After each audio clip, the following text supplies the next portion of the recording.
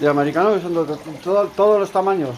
Sí, sí, hay de todo. O sea, pequeño, hay grande, bueno, es que son medianos todos. Estos también de tamaño también. Está muy bien, sí señor.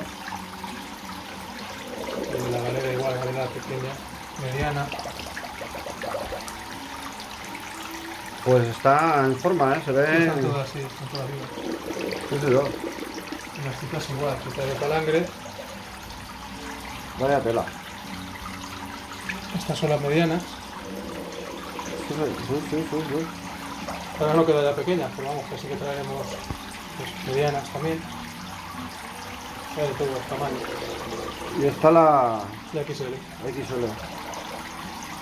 Sí señor. En inglés también hay citas. Galera. De galera.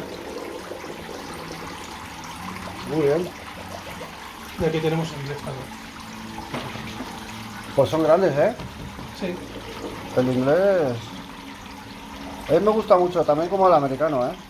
Sí, es un cebo muy bueno. Sabes que se ha gastado toda la vida, te digo. Es un cebo que siempre se ha gastado. ¿No?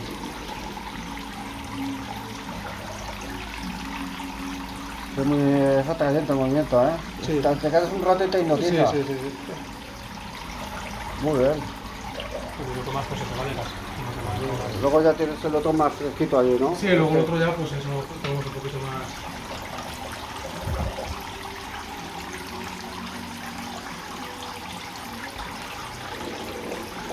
Compañeros, este señor lleva un mes y para mí, conmigo ya ha triunfado.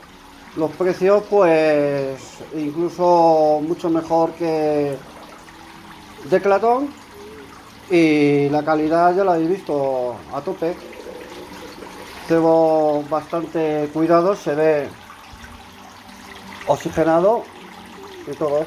Perfecto. Gracias, un saludo.